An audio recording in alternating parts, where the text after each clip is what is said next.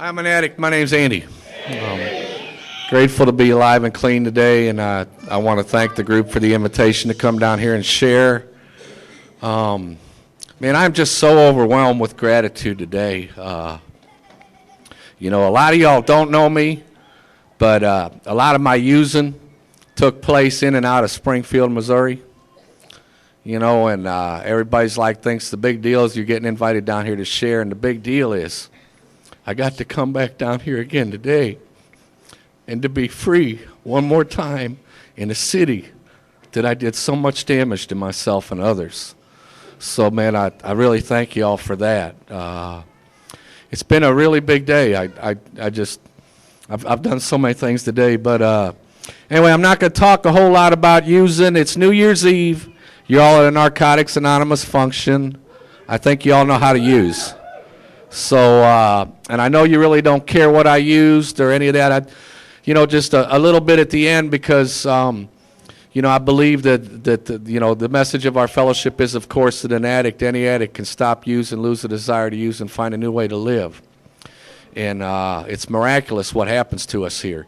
And the only way that I can really express how miraculous it's been for me is to share a little bit about where it took me at the end, and then where I'm at with this fellowship and this program and my freedom today. But, when I think about addiction and I think about the things it did to me, a lot of my story ties into the holidays right where we're at right now. You know, I didn't start using as early as some of y'all. I didn't start using on a daily basis until after I got out of high school. I didn't have the ways and means to do it. You know, I did a stint in the Air Force, used through it. I got out of the Air Force. I tried college a couple years, dropped out a couple times. And, I decided I was going to go out over the road and be a truck driver. Perfect job for an addict. You're your own boss. Nobody, I could call my dispatcher and say that I'm in Indianapolis and still be partying in Springfield as long as I get wherever I'm supposed to be tomorrow. Nobody knew the difference. And, when I think about this disease and I want to remember how it was like, I got to remember days like Christmas of 1983. When I was sitting in a truck stop in Fort Worth, Texas, with 17 cents in my pocket, and I was coming down. And I got to tell you, I grew up in the Beaver Cleaver family. I know a lot of y'all didn't have the love and support that I did growing up, but my family was very close and they were tight. I hadn't spoken to them since I went out over the road in 1980. It's Christmas again, and I'm missing my family. And I know that after a couple of years, I can't call collect on Christmas and convince them everything's okay. So I did that thing where, we're addicts, we can rationalize and justify everything. I'm doing them a favor if I just leave them alone. And I remember sitting there all day in that truck, stuck down there, broke, no dope, no nothing, and making a decision that I wasn't going to use anymore. I was done with it. I couldn't do this to myself. And of course, the next day I got up, my dispatcher had a load, I got money, I copped, and we all know what we do. It was off to the races one more time. And I remember Christmas of 1986.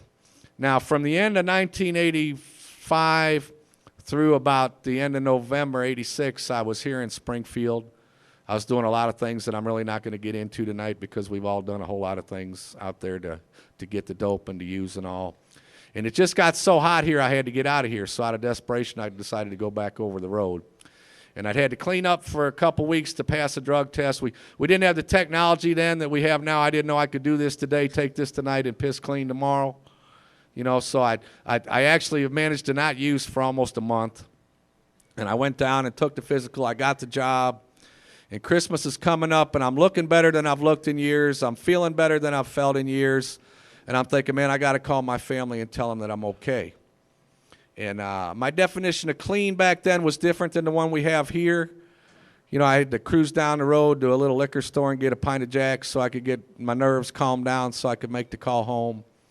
And I remember my dad answering the phone and hearing my voice, and he burst into tears, passed the phone off to my mom. She burst into tears.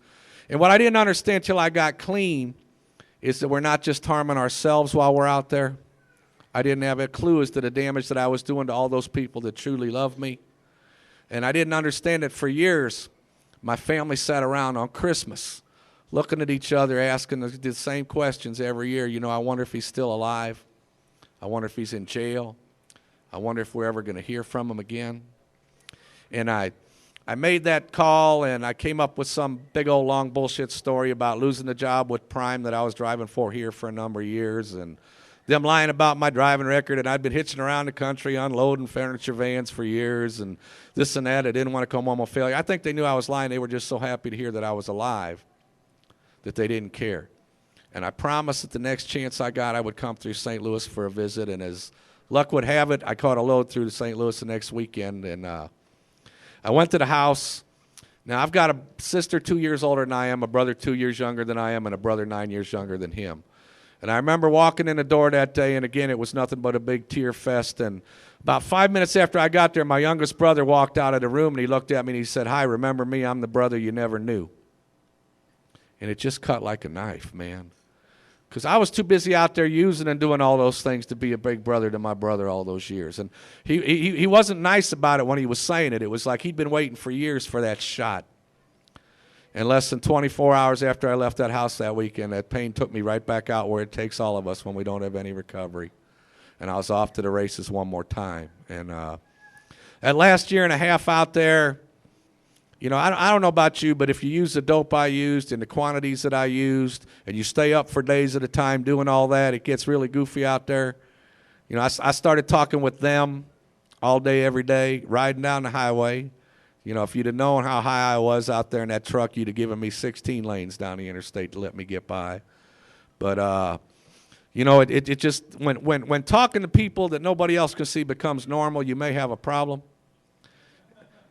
And it didn't matter. I still couldn't stop. You know, Christmas of 1987, I spent in a truck stop out in Ontario, California. I spent 9 days in that truck stop. I'd been out there 3 weeks prior to that. And I was leaving the last time. I met up with my connect a couple blocks from the truck stop. And it was one of those deals where it kind of looked like somebody was following me. And it sure looked like somebody was following him when he came to meet me. And all I'm thinking is I'm hoping he's the one they want. I grabbed my shit, split, he got busted. They closed in on him right after I pulled out of there. I'm back out here 3 weeks later, the same day that he made bail. And, you know, there's no secrets out there in whatever your environment was, the same as there is in here.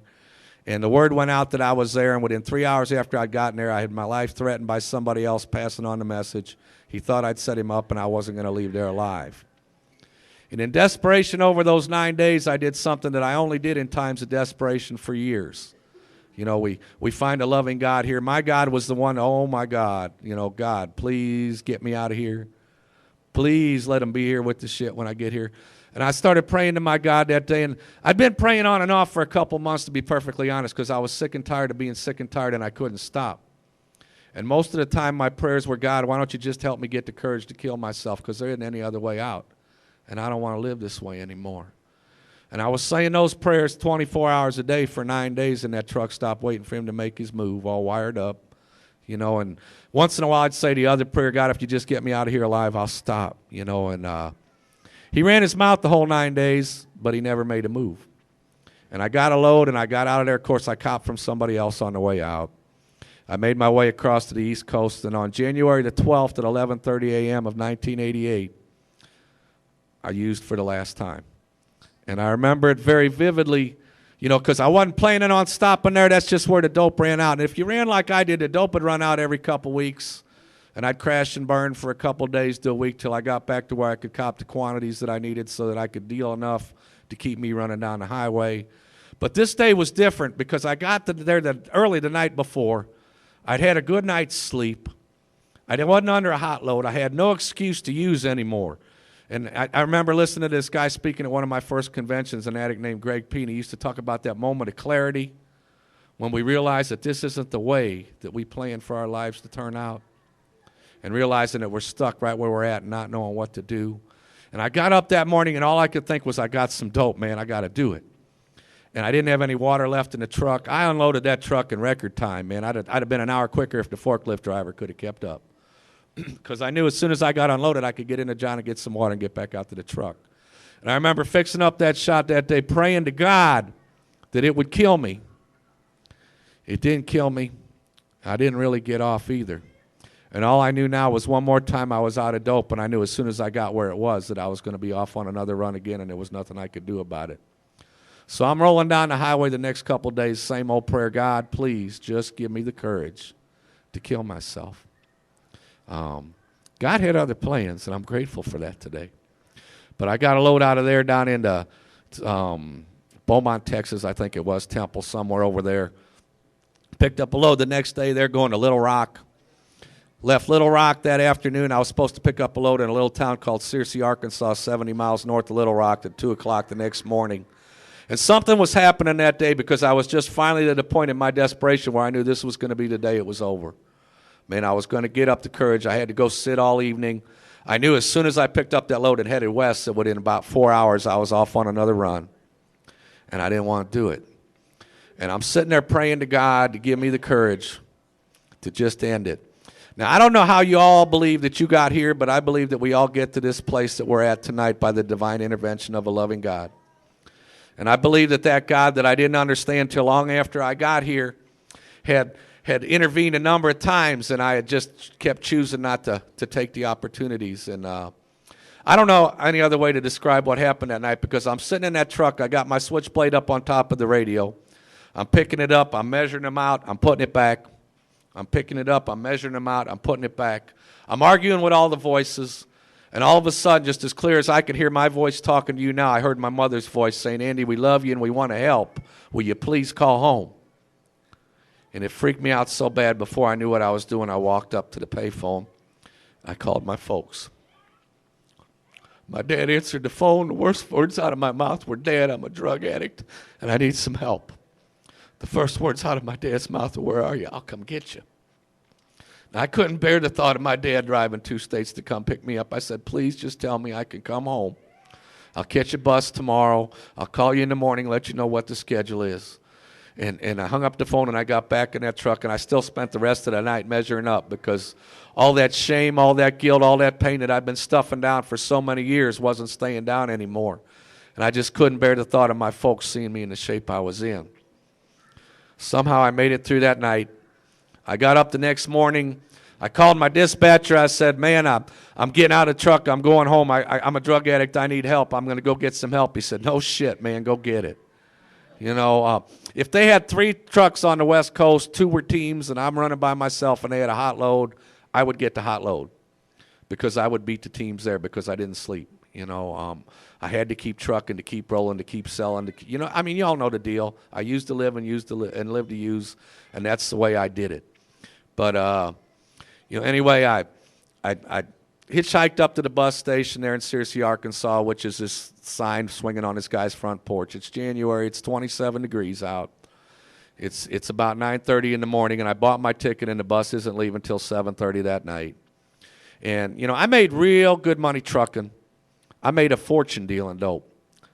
And I looked around that truck to see what I needed to take with me, and all that was in that truck worth taking with me was 2 changes of clothes and a CB radio.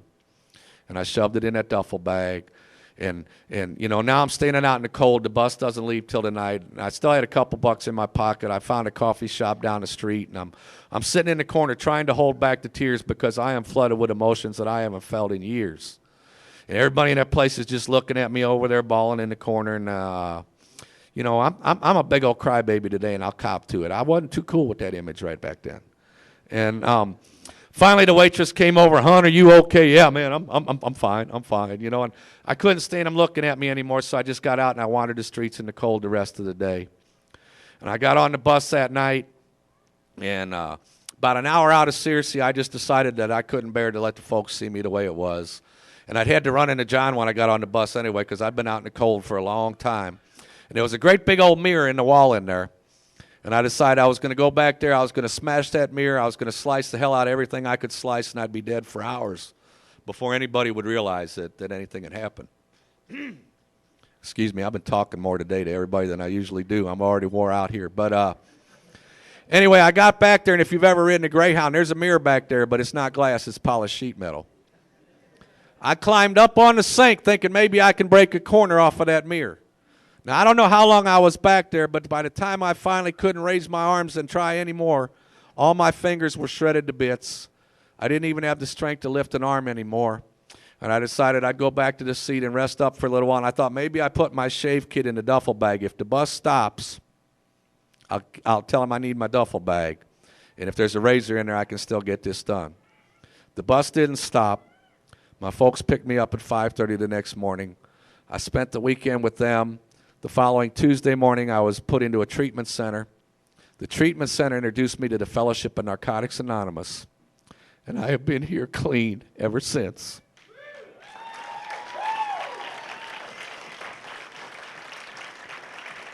If you're new here, you don't need a basket full of white key tags. All you need is one. I'm not judging anybody that's relapsed. I know it's the reality of this disease, but I'm telling you, I'm nobody special. And if I can come in here and surrender to this deal and find it not necessary to use again, you can too. You know, man, I was so scared. And I went to that first meeting, and they told us we'd have to introduce ourselves. And I remember standing up. I couldn't even look at anybody and say it, so I put my head down and said, I'm Andy, I'm an addict. And that meeting back then was about 200 people. There was only 19 meetings all around St. Louis back then, and they were all humongous. And everybody started clapping, and this great big old biker came walking up on me, and he said, give me a hug. I said, give you a what? He said, give me a hug. So I gave him a hug, and he put this white key tag in my hand, and I flipped it over, and I looked at it, and I handed it back to him. I said, Bubba, I don't have no keys to nothing. He put that key tag back in my hand, and he said, look, here's the deal. If you get the urge to use, and you can't get to a meeting, you can't get anybody on the phone, you can't get anywhere you feel safe, you put that in your mouth, and when it melts all the way down to the metal, you can go get high. I'm not ashamed to tell anybody in here they don't melt. Something happened at that first meeting. I caught this little bitty spark of hope, like, well, maybe. You know, so now instead of 100%, I just want to die on maybe 98, 99%. I want to die on 1%. Gee, I don't know. And I went to the next meeting, and I felt a little bit better when I walked out of it. And I was real lucky while I was in treatment. They had a real active alumni association, and people would come in almost every night of the week. Anybody want to go to a meeting, and they'd let us. So I got 5, 6 meetings a week while I was in treatment.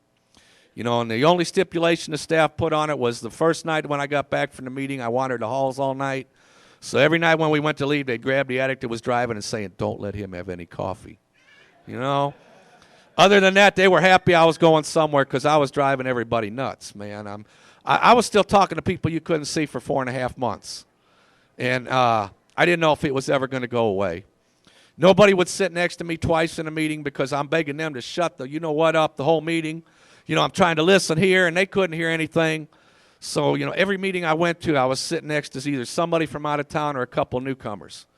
And, you know, a lot of them newcomers were standing up and they were recommitting. And I remember sharing after a meeting after a couple weeks, gee, I wonder when I'm going to have to do that. And somebody said, do what? I said, come back in and recommit again. You know, and a couple addicts grabbed me right there on the spot, looked me dead in the eye, and told me that relapse wasn't a requirement of this fellowship, and I didn't have to do what all of them were doing. You know, and as I'm going to meetings, what happened is I stumbled into the secret of staying clean. And if you're an addict like me, I want the shortcuts to everything that's going on. If we're going from here to there, what's the quickest way to get there? You know, when we were out there running around on the streets, if your game was working, I was going to follow you around and get it on if it worked better than mine. You know, and if you're new here and you're looking for the shortcut, you know, what's the secret to this all working? It's real simple, man. If you've been to at least one meeting, I know that you picked up on a little bit of hope. If you will start chasing that hope the way you chase the dope, you are going to stay clean. Get on an addict mission and don't let anybody stop you from going to get more hope and get more hope and get more hope. And before you know it, you're going to be sharing hope. And you're going to be looking at somebody with a couple days clean saying, man, I've been doing this for a couple weeks. You can do this too. You know, and I'm still chasing the hope after all these years. You know, I came down last night. There's an addict from this area that's very integral in my recovery, and he's been home visiting family for a little over a week, and he was flying out today. So I got to sit down and have breakfast with that man this morning and get a couple hours with him. And, you know, I'm still wanting what he's got. There's still a lot of addicts in this room that I want what they got, you know. There's an addict in this room tonight, and I'm not going to call him out, but every one of y'all that picks up your basic text owes him a debt of gratitude. You know, a lot of you don't hear a lot of the history in this fellowship anymore, and all we know is we come in and we got a book, and we got a real pretty 6th edition now. I got mine. I love it. You know, I voted against it, but that gift edition's really cool. Uh, I don't want change. I'm an addict, you know. But back in the 80s, there were some addicts that decided that we really needed a book, and they got on a mission. And they started doing these literature workshops, and addicts were putting in input from all over the place. And they got done with one workshop, and they said, okay, where are we going to do the next one? And an addict from up in Nebraska raised his hand and said, we'll take it up here. And he got back home into an area up there in Lincoln, Nebraska, where the fellowship was real small, and told everybody we're going to do a literature workshop for putting together the basic text here. And that's great. What do we got to do? Well, we need money to rent a building. We need money to rent typewriters. We're going to need paper. We're going to need this. We're going to need that. How the hell are we going to get that? Those addicts went out twice a week for 6 months and sold their blood to get the money so that we could have a book. You know, the sacrifices that the people came before us, you just wouldn't believe, man. But, you know, every time you pick up that book, you got to realize that that was some addicts' dreams. And they were even willing to do everything they had to, including selling their damn blood, so that this fellowship would have its own identity. You know, but I'm still chasing hope, man. And some days I got it to give you, and some days you better have it because I'm really needing it. You know, but anyway, I started going to meetings, and I started taking the suggestions, and I started believing just maybe this stuff will work. And you know, there's a lot of suggestions that you're given here when you come to the tables, and I'm not going to go through them all tonight. If you've been to 3 meetings, you've heard everything you need to know how to stay clean at least 3 times. And, you know, I started getting scared because I went through this treatment center. There were 41 people through there in the 30 days I was in there. By the time I had 90 days, there were 6 of us left.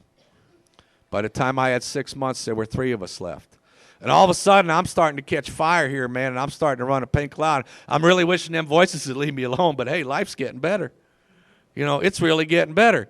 And I'm watching all these people dropping like flies, and I'm scared to death. And if you'd have told me I had to get outside after every meeting and march around naked with a Narcotics Anonymous book on my head, I'd have done it.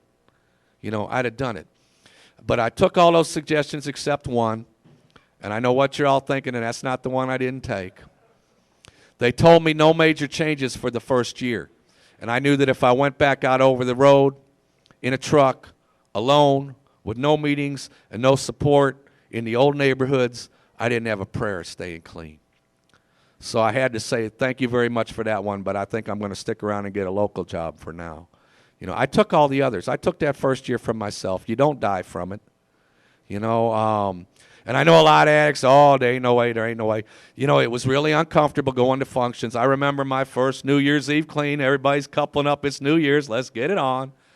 And I'm a couple weeks shy of that first year, and that commitment started getting important to me. You know, I didn't enjoy it. But I'll tell you what, I'm still here. And I got a year to get plugged into this fellowship. And abstinence doesn't equal recovery. On the 13th of January, I celebrated my 1 year. I shared. I was Mr. Spirituality. And a buddy of mine and his girlfriend had broken up 2 nights before that, and they did this every so often for about a week and got back together. I got a year. I'm going to go get mine. And out of town, I went with her. You know. Then I got to sit back in the meeting starting that next Monday with an addict that had gone out of his way, I don't know how many times, to reach out to me from my first day clean and feel the guilt of looking across the room and knowing what I had just done. And I couldn't blame the dope anymore. I took some more time for myself after that.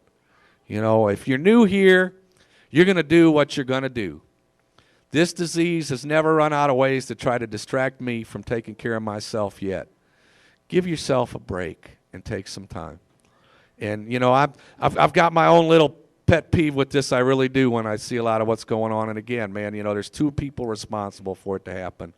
But my thought is, you know, what if there came a day where we were all so grateful for the gift we've been given here in recovery that we thought this shit was so sacred that we would all give the newcomer that first year whether they wanted it or not? How much bigger would our fellowship be? You know, and I'm not going to stand up here and preach all night. I'm off the soapbox. But I'd really ask some of you to think about that, you know. We are each other's eyes and ears. We are each other's guardians. When I walk into a Narcotics Anonymous meeting, I'm on sacred ground. And I don't want to see no predatory behavior going on in the middle of that sacred ground, you know. But so I took that time. I got active in this fellowship. You know, and I guess what I want to share tonight, because it's the biggest thing that keeps me coming back. I got a sponsor today that's just an absolute gratitude fiend, you know, and I mean, God, I hate going to him with a problem, because I'm going to, and he's just going to stand there. And I know what he's going to do as soon as I'm done, and I finally stop and I take a breath. You say, okay, now we know what the problem is. I'm just curious, what do you got to be grateful for today? I don't want to hear that right now. I got an attitude, man. I got a problem. You know, but I know that a grateful addict won't use. And the one thing that I really started holding on to when I got around here was addicts at every meeting were saying, please don't leave before the next miracle happens. And if you're sitting here saying, I'm waiting on the first miracle, if you got up today with a desire to stay clean that was stronger than your desire to use, and you've been up all day and you haven't used yet, a miracle's happened in your life today. And don't take that for granted. The most natural thing for every one of us in this room to be doing tonight is not sitting here getting ready to celebrate another New Year's clean. You know, every day that I go to bed, even if that's the only thing I did right today was stay clean, a miracle's happened in my life today, and I better acknowledge it and be grateful for it. You know, but I was needing some miracles, man, and I kept doing everything y'all told me to do. They said, if you got a problem and you don't know what to do, throw it out on the tables. Now, it might not happen at that meeting, but if you're willing to keep taking the risk and putting it out there, sooner or later you're going to find an addict that can look you dead in the eye and say, I've been where you're at, and this is what happened. You know, I don't know anywhere else other than the Fellowship of Narcotics. Out there in the real world, you know, I can't go up to them and tell them, man, I'm hearing these voices all day, man, and I ain't done the dope in a while, and I don't know if they're ever going to go away, and I'm freaking scared, man. You know, what's a normie going to say? You talked to a shrink yet? You know, I kept throwing that out in the rooms for a couple of months, and finally one day at about 4.5 months clean, this lady Jane in the meeting shared right after me, and she said, damn it, Andy, I heard the voices, I saw the dragons. When you quit tripping on that shit, it'll go away. And I remember going home from that meeting in tears that night. Somebody understood. I got up the next day, and it was quiet all day.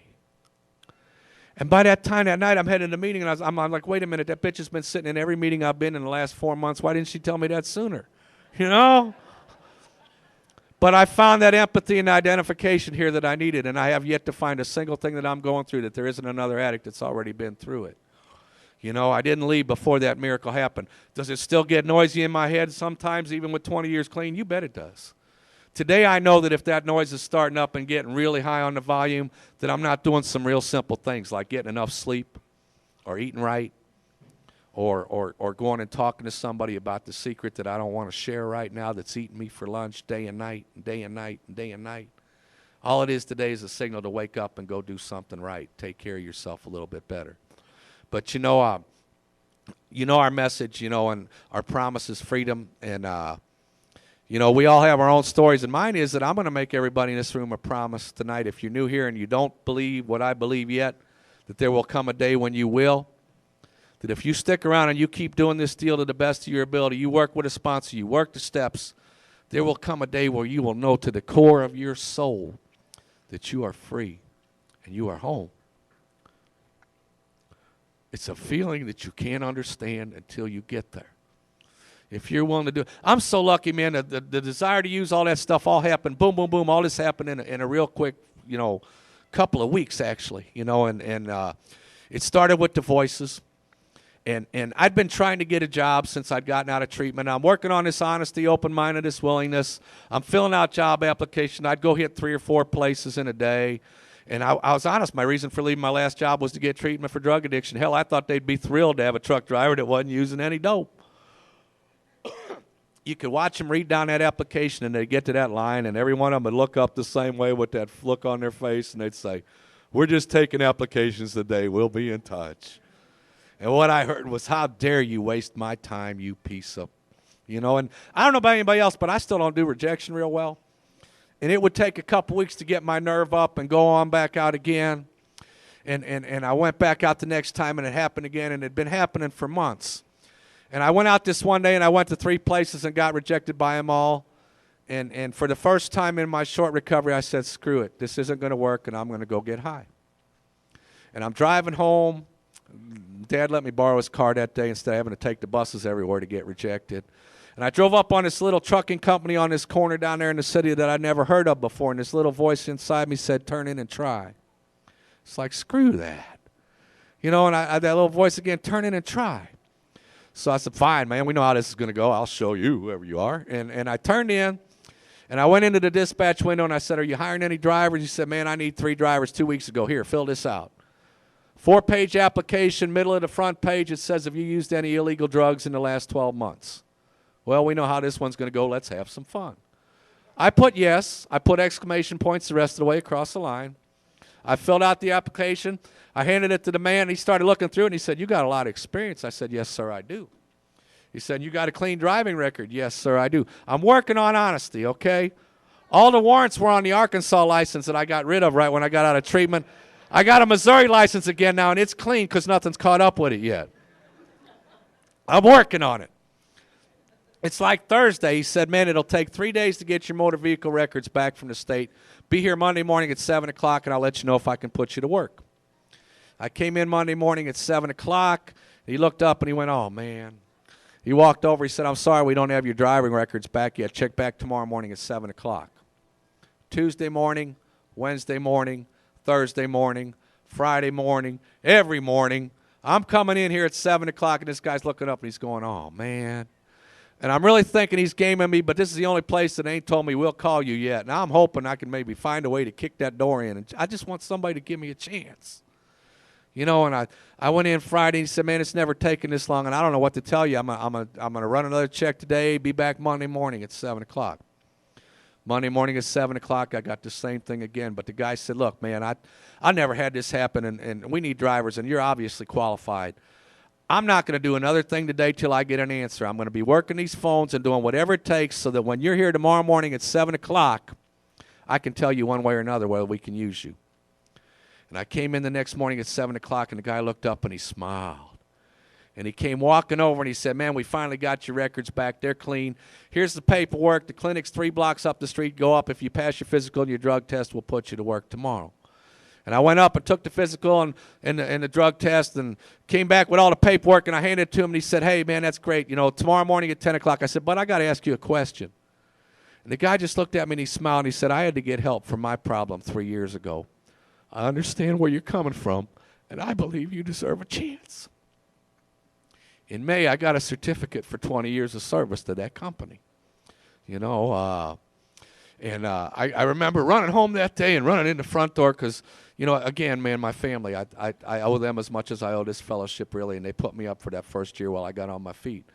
But I ran in the front door, and I looked at my dad, and I said, I got a job. He said, great, what's it pay? I don't know. I didn't care. You know, and my home group back then was on Tuesday nights, and I went to my home group that night, and I said, I got a job. And everybody's running up after the meeting, great, what's it pay? I don't know. And they're all laughing at me, you know, and I had to wait a couple weeks, and I got that first check, and they paid really lousy, man. I'll be honest with you. But I had a job, and I got a check. You know, it was a little 4-state operation that also had terminals in St. Louis, Kansas City, and Chicago back then. I helped build that company into a nationwide powerhouse.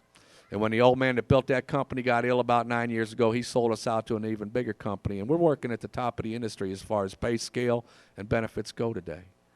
You know, I ran the city for 5 years. In 1993, I hurt my back and neck in 91, and it got to where I really couldn't take the pain of lifting and moving stuff all day, every day. And so I decided it was time to go back over the road. And I was working for a contractor back then, and the company didn't hire contractors' people. But it got to the point where I couldn't take it anymore. I gave my notice, and the day after I finished there, I went down to our corporate headquarters, and they said, we'd love to have you. Give us 3 weeks to do the paperwork. And so I went out over the road for them, and it's back then it was out tonight, back tomorrow, everything's in a motel. I pull a set of doubles. You know, I've been on a run for the last 6 months where I spent 2 nights a week in Atlanta. For years, I've been home every night for dinner. You know, for a truck driver, it doesn't get any better than that, man. And all because I just didn't give up before that next miracle happened. You know, so I get that job and everything's going cool, and I come home just a week later from a meeting, and my dad's sitting up at the kitchen table. And I don't know about your house, but when you come home in the evening, Dad's up at the kitchen table in my house, we're going to have a discussion. I said, what's up? And he said, man, the police were here today. That ticket in Virginia got into Missouri's computer, and Virginia has requested that Missouri suspend your license. And I told the officer you'd be here at 7:30 tomorrow morning. We're not going to have cops knocking at the door looking for you all the time. And he went to bed. You know, and some other things happened to me when I first got here. I got that first sponsor, and he'd given me 2 requirements. And the first one was every morning when I got up, the minute I opened my eyes, I had to tell myself, today I choose to live. I'm not going to use no matter what happens today. He told me that if I'm an addict and my feet hit the floor before I make that choice, that I'm in dangerous territory. So I did that every day, and I'm still doing it almost 21 years later. It's still working. I'm not going to stop now. And the other thing he made me do was call him every day. And he had a little bit of leverage because I didn't have any way to get around for months. And this addict went above and beyond the call of duty. He would pick me up 5 and 6 nights a week for meetings. And if I didn't call, he wasn't going to pick me up. And I didn't understand really what this big deal. Why I got to call my sponsor every day. We do the same thing every day. I call him up. He says, how you doing? I say, great. I'm not going to tell him I'm sitting in a room freaking all day thinking about killing myself. You know, I'm doing great, man. You know, and he said, you choose to live today? Yeah, I did. He said, great. You want to go to a meeting? And he come pick me up. But that night, my dad walked into the bedroom, went to bed, and I didn't for 1 second think about using. All I thought about was grabbing that phone and calling my sponsor. And I told him what was up, and all he could tell me is, Andy, maybe it's not God's will that you continue to drive a truck. I said, man, that's all I know how to do. He said, look, if you just keep working, doing the next right thing, honesty, open-mindedness, willingness, something's going to work out. I don't know how, but it's going to work out. And we probably sat on the phone another 4 hours that night, and the conversation was over. But as long as I was holding on to my end of the phone, he was going to hold on to his. And I finally said, man, I got to try and get some sleep. And I got up the next morning. Now, my folks were trying to help me out. I'd gotten a lawyer when I got out of treatment. It's real hard to have them cleaning up everything when you can tell the states you think that you got warrants out in, but you can't exactly tell them when or where in the state.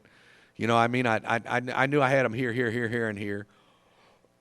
So it's being worked on, but 7:30 the next morning, this great big old motorcycle cop had the duck coming through the door, comes knocking on it, and he looked at me and he said, I guess you know why I'm here. I said, yeah, man, it's not fair. You know, I got a little over 4 months clean, man. I just finally got a job. I'm trying to put my life all back together. I got a lawyer. We're trying to get all these tickets straightened out. You know, you're here for the one in Kansas. I got 2 in Texas. I got 1 in Arizona. I got 1 in Kansas. We're trying to clear it all up. And the cop's like, just stop. And he looked at me, and I mean, I'm just, and he said, man, you got a lawyer? I said, yeah, I got his number. You want to call him? He'll tell you. You know, he's, no.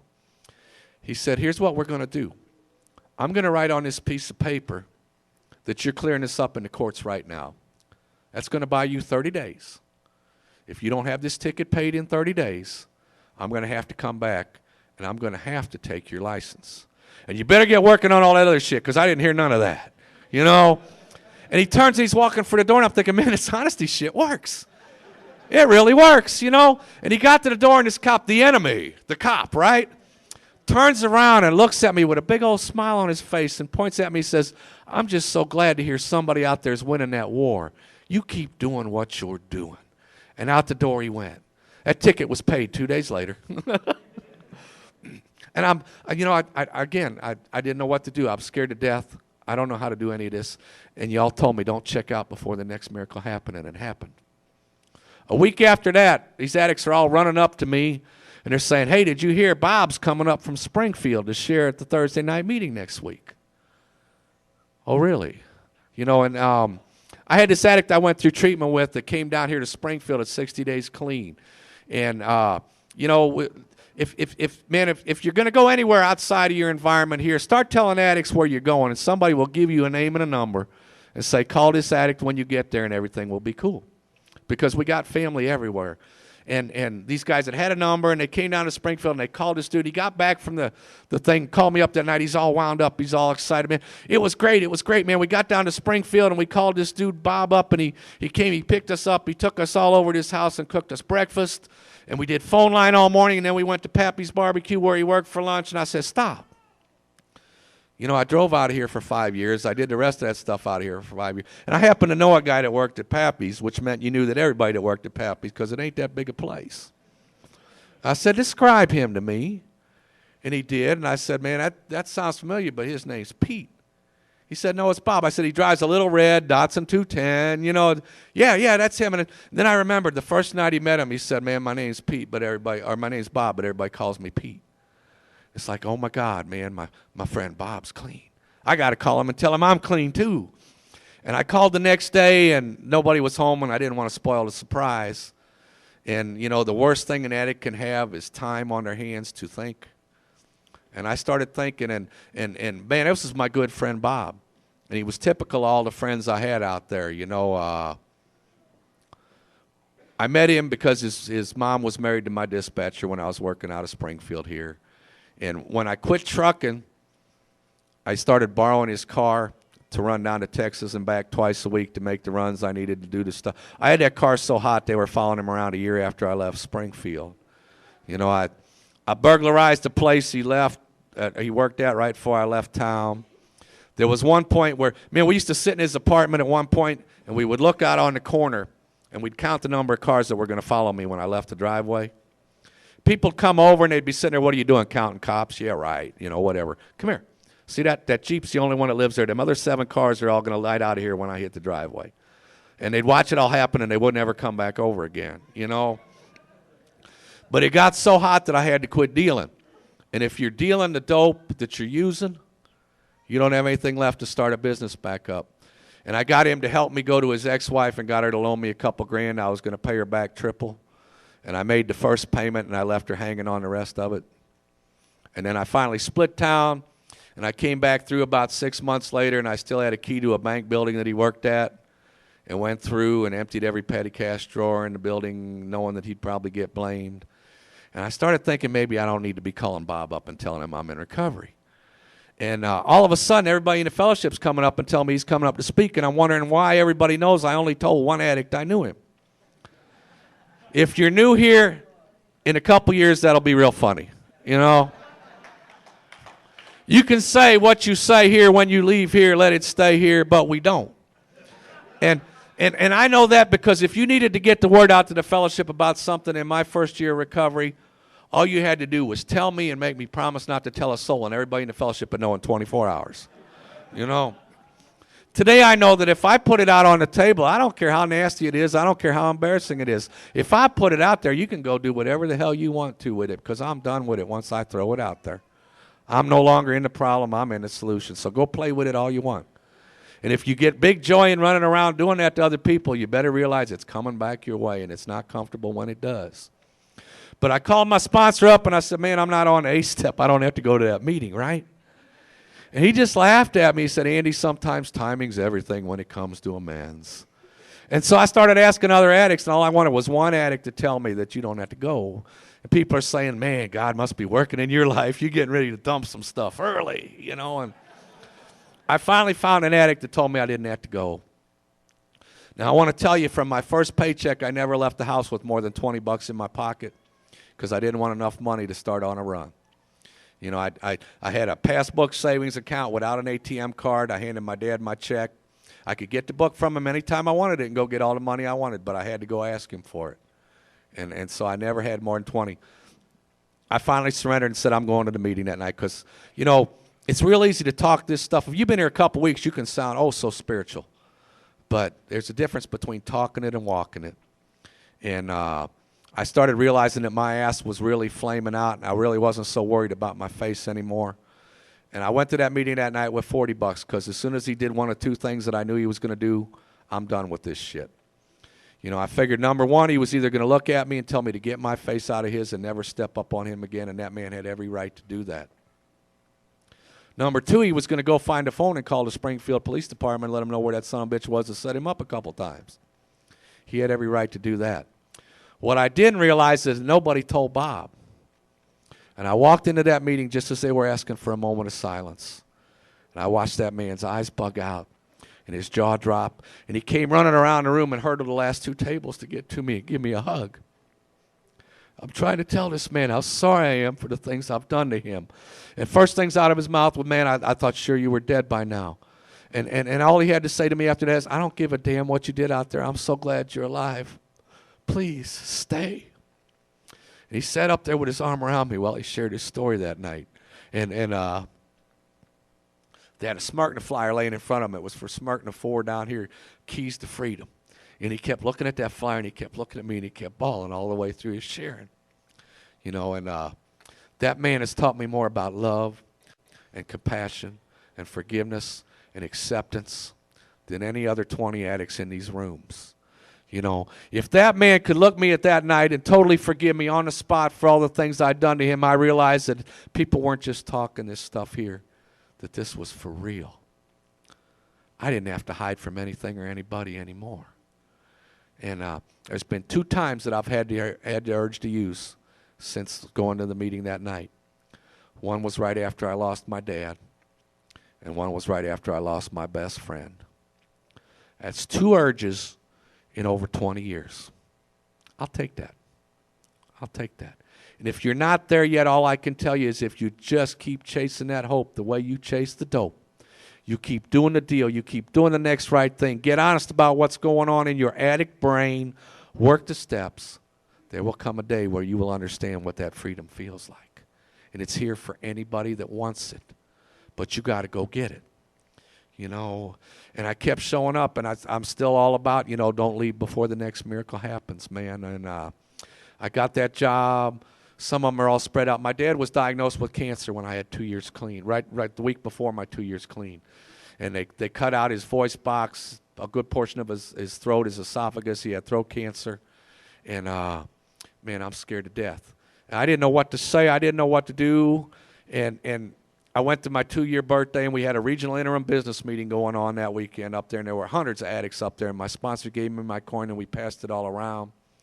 You know, today I understand that being there with somebody or for somebody isn't about what I have to say. The most important gifts I have to give you are my love, my time, and my prayers. And if I just show up, I can be. I didn't understand that back then, and I'm trying to think of what do I say? You know, how do I tell my dad how much he means to me? They let him out of surgical ICU that day about an hour after I got that coin. I didn't know what else to do, and I went and I took it to the hospital, and I put it in his hand. I told him, Dad, that's full of prayers. I want you to have those prayers. Please carry that with you. He carried it with him every day for another 7 years after that. During that 7-year period, there were a lot of ups and downs with the cancer. First, we thought he was cured at 4.5 years clean. He was diagnosed with a secondary form. We're thinking we got everything conquered. Now we're, oh, my God, it's going to happen again, you know. And y'all just kept showing up for me and just kept telling me, don't use, man. And a couple things happened in there. And surrender doesn't come easy for me, and I don't always understand what's going on. But he couldn't talk anymore, and they gave him one of them little things you hold up to your neck, and you sound like Donald Duck, you know, and it got to where I used to love going over and spending time with my folks. And I'd go over there, and he'd start squawking with that thing, and my skin would just crawl. I'm not one of them people that fingernails on a chalkboard does anything to, but I get the concept, you know, because I got it when he would talk through that thing. And I'd be looking at that watch, and I'd be over there about an hour and a half, and I had to get out of there because it was just killing me. And I couldn't understand why it was bothering me so bad. It took me 2 years of praying and writing and inventorying and showing up. And finally, one day, I finally realized that he was the man that if he hadn't answered the phone that night I called in desperation, I would have died from my addiction. And now he's dying from a disease, and there ain't a fucking thing I can do about it.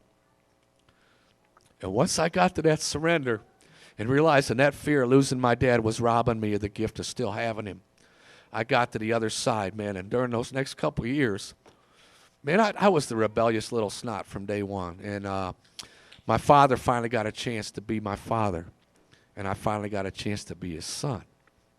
And y'all gave me that. You know, we walked through those last days together, and he slipped into a coma. A 286-pound man reduced to 78 pounds in a diaper is not a pretty sight. And it wasn't easy to watch my hero crumble. But there wasn't a day in that last year, and including the 6 weeks that he lay there in a coma before he went, where he didn't hear me sitting on that bedside telling him how much I loved him.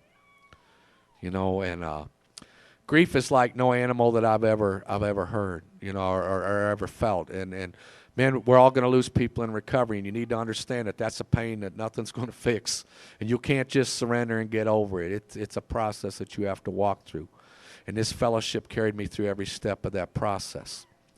And you know, I'm coming up on 10 years clean. I don't know about anybody else. I mean, I'm coming up on another birthday now, and I'm out of my mind. I'm jacked up. I'm excited. You know, I mean, oh my God, you know, I've almost made it another year clean. And I'm coming up on 10 years, and I'm not excited because all I'm thinking about is I miss my dad. And I'm praying to God to give me some gratitude. You know, I want to feel good about making it to a decade clean. On my 10th anniversary at 12:30 a.m., my phone rang. Now, the first couple years clean, it used to be a contest. We'd all stay up all night to be the first one to call at midnight, you know. I got a little bit of time now. I got a job. Who the fuck's waking me up at 12:30 in the morning? It's my buddy Rudy from up in the city. I haven't seen Rudy since August. And Rudy'd come up to me a couple years before that, and he decided he wanted to be an over-the-road truck driver. What did I think about all that? And I said, man, I don't think that's a real good idea, Rudy. You know, it's really lonely out there, and you're not going to be able to get to meetings, and you're not going to be able to get support. He went out there and trucked for about 9 months, and the loneliness got him, and he started using again. And he came home, and he put together a little bit of clean time, and he went back out a second time, and the loneliness got him, and he started using again. And when I talked to him back in August, he was getting ready to go try it again, and I was saying, Rudy, I really don't think this is a good idea. You know, I don't want you to die out there. And so here it is, 12:30 in the morning on my 10th anniversary. He's calling me, and he's just all wound up. Man, I got a question to ask. I finally got enough experience, man, where I can get rid of this shitty company and get me a real job, a really good trucking job. And I got to narrow down to 3, and I know you know a lot about this, and I need to know what you think about these 3 companies. I need to know which one to apply to.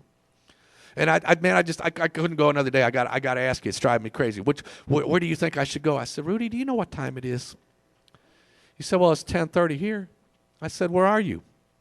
He's calling me from a truck stop in Ontario, California, that I spent 9 days over Christmas in 1987 praying to God to give me the courage to kill myself. I got my gratitude. I didn't check out before the next miracle happens, and 10 years was a pretty happy day, let me tell you. You know, and I continue to live my dreams here, man. When we were clearing up all that stuff, the state of Texas was demanding a personal appearance on 2 traffic tickets. And my lawyer said, Andy, I don't think they want to talk to you about the tickets. So we're going to clear up this, and this, and you're not ever going to Texas again as long as you live. I said, okay. And I live to regret that decision, really, because you know, when I got around to the amends the first time on the 8-step list and I put me on there and I'm talking over my sponsor, I trucked 48 states, you know, from 80 until I got clean in January 88. If there's an interstate highway that was there before January 13th of 1988, I've driven it, loaded. And how do you make amends to all those people in 48 states that you put at risk running down the highway? How do you make amends to all those strangers that you dealt that dope to that might have killed them that day? And I said, you know, how am I supposed to do this? He said, man, first off, just stay clean. And if you really want to do something, why don't you go get you a map? And why don't you see how many of them states that you can get to in your recovery and make a meeting and declare yourself free of your disease in that state and find you a couple newcomers and try to give them some hope when that meeting's over. I thought, man, that sounds like a pretty good idea, and I started working at it. I've got 8 pins left to go on that map. I've been to meetings in 40 states now. And I made a meeting in Texas. I'd flown down into Houston for a convention down there, and I'd flown back one more time for a wedding for an addict that I knew there, but I didn't go out of the hotel either time. Man, I'm not getting out on the streets. And I'd always dreamed of going down there and sitting in a meeting in Fort Worth, Texas. Because in Fort Worth, Texas, there used to be a truck stop down there. And in Fort Worth, Texas, I was introduced to methamphetamine. In Fort Worth, Texas, I put a needle in my arm for the first time. I didn't have a home all those years I lived in the truck. I'd tell them, give me a load to Fort Worth. And that was my biggest spot to cop. That was my biggest spot for doing the damage. That was the spot where I swapped all the dope for all the guns and all the shit that everybody else was supporting their habits with by stealing. And I wanted, man, it's cool going to all these states. I want to sit in a meeting in Fort Worth, Texas and be free. The week after my 10th birthday, I was at a Norman Winter Convention in Norman, Oklahoma. And I met an addict named Tim B. from Dallas, Texas. We were sitting there talking that day, an addict from here in Springfield and myself and that addict were all sitting and we're talking about NA and service and all this. He was real active in world service. And I told him about my dream to come sit in a meeting in Fort Worth, Texas someday. And he said, Andy, come on down. I'll take you. I said, Tim, you're a lawyer, okay? I don't know what they want me for, but I've been advised not to go there. You know, I figure 15 years of statute of limitations should run out on all the possibilities I know of. You know, so maybe when I got 50 years clean, and he looked at me and said, Andy, if you got NA in your heart, you're free to safe to go anywhere you want to go. I said, Tim, that sounds real good, but I'll tell you what, when God gives me a sign that it's all clear, so clear that I get it, I'll be calling you up and we'll be making that meeting in Fort Worth, Texas. And this guy didn't know me from Jack, didn't even blink, just came right back at me, staring me straight in the eye. One of them stares that gives you a chill. He said, Andy, someday God's going to give you an all clear that you can't possibly deny, and he's going to buy you a plane ticket so you can't wuss out halfway down there and turn your car around. I said, Tim, when that happens, I'll be on down to Fort Worth, Texas. Now, when you believe in this fellowship strong enough that you can make a promise that you don't have any way of keeping, thank you. You got some faith in the fellowship of NA. 2 weeks before my birthday in January of 2006, I got a phone call from the Lone Star Regional Convention. Would I please come down right outside Fort Worth, Texas, to their convention? Tim died a couple years before that promise was fulfilled, but by God, I got the clear and I got the plane ticket and I went. And I got off that plane, and the first thing I did, I rented a car for one day. I'm not going to do too much driving around. I went straight to that truck stop in Fort Worth, Texas, and they've leveled it a long time ago. There's still a truck repair shop in there and a big old gravel lot, but I got to pull into that lot and get out of that car and hit my knees and thank God for allowing me to be free in Fort Worth, Texas. And I went about a mile down the road to a meeting facility and sat there the rest of the day sitting in meetings in Fort Worth, Texas. You know, please don't leave before the next miracle happens. And, you know, it's an honor to be asked to share and all, but everywhere. But to be honest with you, I'd rather be in the back making the coffee. And the problem is once you do it a couple places, then, you know, especially if they're recording and somebody gets a hold of it, and sooner or later you get invited somewhere else. And the next year I got a call inviting me to share at the World Convention. I didn't ask for that. You know, if I hadn't met an addict that made me that promise, you know, and gave me one more reason to stick around, because for a number of different tough times in recovery, it was all about, I want to make that meeting in Fort Worth, Texas, man. And I got that call, and I got to go down there, and I got to represent our fellowship. And all I can really tell you about that is that there's a part of me knows it happened, but it still really doesn't register. You know, I'm just a truck driver from up here in Missouri. I'm not one of them big service dudes that's all over the frickin' world, man. Nobody knows me. I haven't done anything extraordinary here. And I got the chance to go do that. And that was pretty big. But something else happened at that World Convention, and that's what I want to ask everybody to think about, because, man, I'm running around, and I've been clean for a while. I know a lot of people in the fellowship, and I'm bumping into a lot of people I haven't seen in years. And I got a couple friends from New York that I know, and every time I'd come through the courtyard, they'd be like, Andy, come here, I got somebody I want you to meet. And then one time, Saturday afternoon, I'm coming through the courtyard, and the guy steps over to me and says, Andy, psst. I said, what? And he said, man, you want to meet them two women standing over there? I said, I don't know, do I? He said, they're Jimmy K's daughters. Yeah, I think I'd like to meet those women standing over there. You know, and I went over and they introduced me to them, and I said, I hope you both realize that every one of us running around in this convention today owes our life to your father. And they both burst into tears. And I got to talking to them, and, you know, there were a lot of addicts responsible for starting this fellowship. There were a couple times in the early days where there was one left until a couple more got on board. Because he had this dream and he had this vision that addicts could find their own place to recover. You know, and that someday there addicts everywhere could find that place to recover. And he didn't want to be a big wig. It was all about there's no big I's, no little U's, just a bunch of addicts helping each other stay clean. Now, he was so true to that vision. I'm talking to their daughters, and they're telling me how they're here doing some healing. Because about a year and a half before that, one of their daughters got clean. And she's going to meetings everywhere, and all she's hearing is Jimmy K, Jimmy K, Jimmy K, Jimmy K. And she's coming home asking them, is that Grandpa? And they got to looking on the internet. And what they knew was there were a whole lot of nights when they were growing up where they went hungry because Dad spent all their money running off these copies and mailing them out all over the place again. And they knew their dad was involved with this fellowship or whatever, and he was always gone. And they grew up angry, and they grew up bitter, until they realized that their dad was on such a mission from God that he couldn't stop. And once they realized what this man had accomplished, their healing began. These two ladies are running around at the World Convention passing out white books to everybody that they can find with a newcomer badge on, saying, these are from my father. You know, we get some clean time here, and we get lives, and every meeting we go to, we hear about somebody, a service that really needs support, and we kind of just let it drift in one ear, and we let it drift out the other. And, you know, I've had periods in my recovery where I've been a whole lot more active in service than I have others.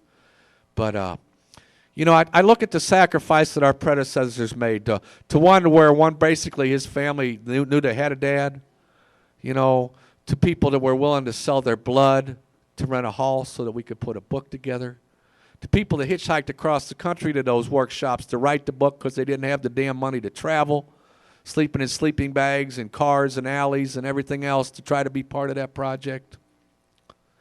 My question to everybody here is, you're starting your new year clean. What are you willing to do to help this fellowship to grow? If we were all willing to just sacrifice another hour or two a week, how much bigger would this fellowship be? At the end of the meeting, when you're really wanting to catch up with your buddies and there's 3 newcomers standing there looking around, how much a difference could the 10 minutes you take to go talk to them and give them a little bit of hope? What could we accomplish? You know, man, I owe my life to this program.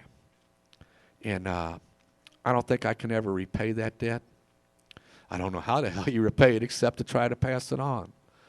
But I would ask everybody as you start this next year to make a commitment to yourself that you're going to be willing to sacrifice just a little bit more to carry the message to the addicts still suffering out there. We're still dying out there. You know, I want to see this fellowship get so freaking big that we got to rent out stadiums for meetings. I really do, man. I would love to see it. I would love to be here when that miracle happens. You know, but I'm thrilled about the fact that I just spent my 21st Christmas clean in a row with my family. I'm thrilled about the fact that I'm about to see the new year roll around for the 21st time in a row clean. I couldn't have done anything that I've done without all you people. And there's some of you out here in this room tonight that have been a part of my recovery for years, and just because we don't see each other on a regular basis doesn't mean that I've ever forgotten for 1 minute the things that y'all have done for me along my path. So I know everybody wants to party and dance and all that, and I'd just like to ask everybody to indulge me for a minute. You know, it's an honor to get here and invited to share. It ain't about me. It's about we. And if you don't have any we in your program, you're screwed. So what I want to do is I want to ask everybody to please stand up. And I want you to start grabbing every addict you can reach and look them in the eye and thank them for being here for you so that you don't have to die from this disease.